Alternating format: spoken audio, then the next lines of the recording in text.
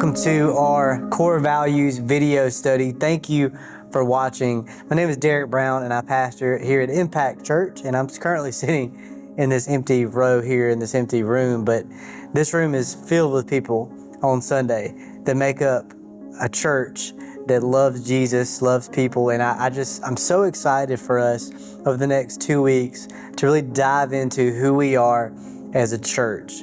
And not just what we believe or what our purpose and vision statement are, but what our real core values are, what our culture really is here at Impact, and how that can shape the Connect group that you're a part of. Throughout these videos, we're going to look at the 5 core values that we hold true here at Impact Church. And these aren't just slogans or things that we think would look great on a t-shirt. These are things that make up the culture here at Impact. They're our attempt to put words to the type of church that God has called us to be. I'm so excited that you're with us on this journey. Our purpose here at Impact is to give everyone a chance to connect with God and people. And our vision is to see broken hearts healed, hopes restored, and lives changed for Jesus. And our values, our core values, help us understand what kind of culture we need for that purpose and vision to be possible. So we need to know what our culture is. Here's the thing. Every business, every organization, you could even say every family, every church, even every Connect group has a culture. Sometimes it's written down, sometimes it's not. But culture is what people experience when they encounter your group or when they encounter that business, when they experience it, when they walk through the door, when they pull up in the parking lot, when they're greeted in the lobby, how you respond to them. All these things point and indicate your culture. And it's not just preached from the stage. Culture is something that is carried in every conversation, in every ministry. So the title of this whole study is The Culture We Carry. Because here's the deal, as we walk through these together, it's going to be up to all of us to carry the culture here at Impact Church. So what is that culture that God has called us to carry? I want to talk about that over the next 2 weeks. And today we will cover the first 2 core values. So the first 2 values we're going to talk about today are nothing to hide and together on purpose. Nothing to hide, together on purpose is the first 2 core values here in Impact. So we're going to start with nothing to hide.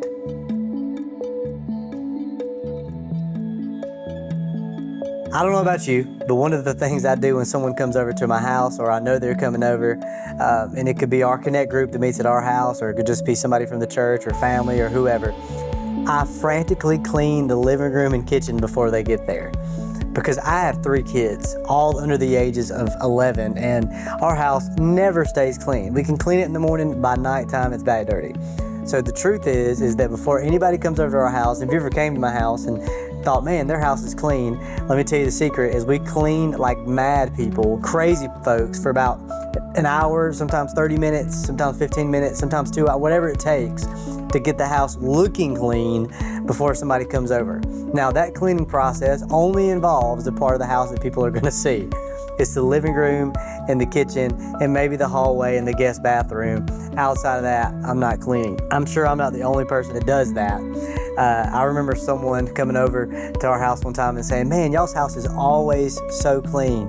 And what they don't realize is that, I'm glad you think that. Please don't look in our laundry room where I just threw everything in, right? See, we all understand we have an instinct to hide a mess. And it's not just in our house, we also do it with our lives. And so this core value directly speaks to that instinct to want to hide our mess.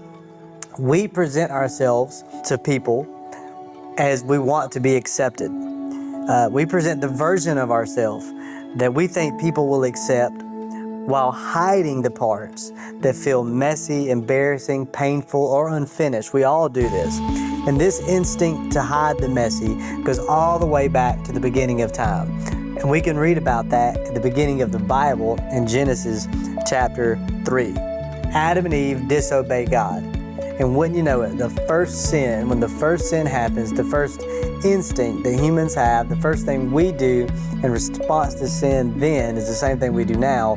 They run and they hide. Genesis chapter 3 verse 8, God asks Adam, "Where are you?" Not because God had misplaced Adam, but because Adam had misplaced himself. He had hid from God and tried to cover himself, but God knew all of his stuff. God knew all the things he had done, and there was no point in hiding, but he wanted Adam to understand that. And to this day, that's what sin and shame and fear and insecurity do in our life. They cause us to want to hide. We hide in many different places. Sometimes we hide in anger.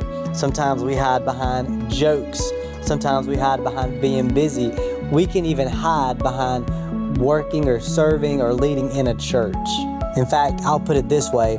It's totally possible to come to church every week, to sing the song, serve on a team, smile at everyone, be super involved, and still never allow anyone to know what's really happening on the inside of our hearts. I've stood in the lobby many times and asked someone, "How are you doing?" And they respond with, "I'm good," only later after the service is over to come find me and say, "Hey, I need you to pray with me," and they are certainly not good. I've seen that happen a lot of times. But God never called us to walk in pretending. He never asked us to be really good at pretending. He wants us to walk in the light. John chapter 3, Jesus is having a conversation with a man named Nicodemus. And Jesus tells this man that light has come into the world, but people prefer the darkness because they do not want their deeds to be exposed. And he goes on to say in John chapter 3 verse 21, "Whoever lives by the truth comes into the light." And this is what nothing to hide as a core value is all about. It doesn't mean everybody needs to know every detail of your life. Please don't post all your business on Facebook. Nobody wants to see that. Keep that to yourself, right? It doesn't mean we ignore boundaries and we just give all our private information with people who have not earned our trust. But it does mean that we refuse to build our lives around deception. Did you hear me? We refuse to build our lives around image management. We refuse to build our lives around pretending. We're honest with God, we're honest with ourselves, and we're honest with believers to know the real condition of our lives.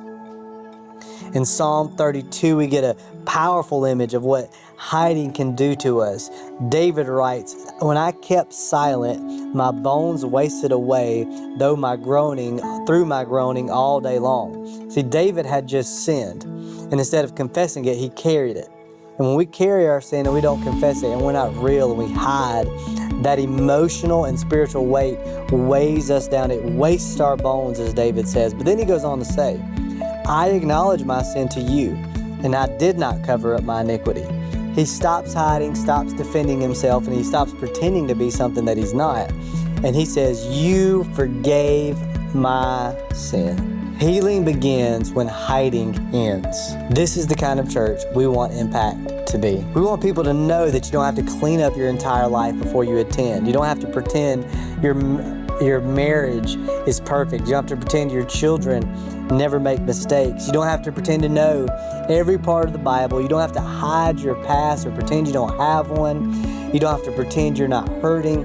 You just have to come as you are and encounter a Savior that loves you as you are, but loves you enough not to keep you where you are. See, this value shapes everything we do if we live by it, not just in church, but in our everyday life to it.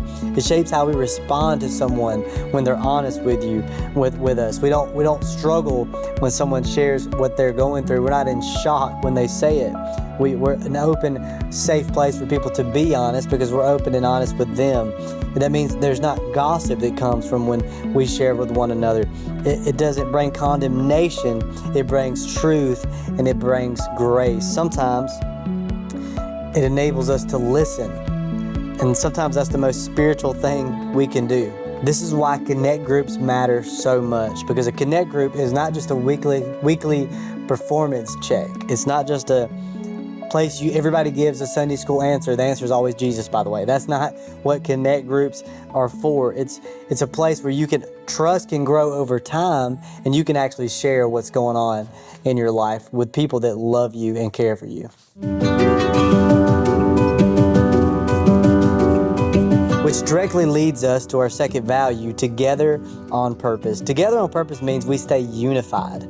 We believe the Christian life was never meant to be lived alone. I'll give you a few examples. I don't know if you ever thought about this, but Jesus did not call individuals. He called a group of men to be his disciples. They ate together. They traveled together. They argued with one another. They forgave one another. They learned together and eventually carried the gospel together. We get the early church in Acts chapter 2 because of that group of men, that group of people that were together on purpose. And it continues in Acts chapter 2 verse 42.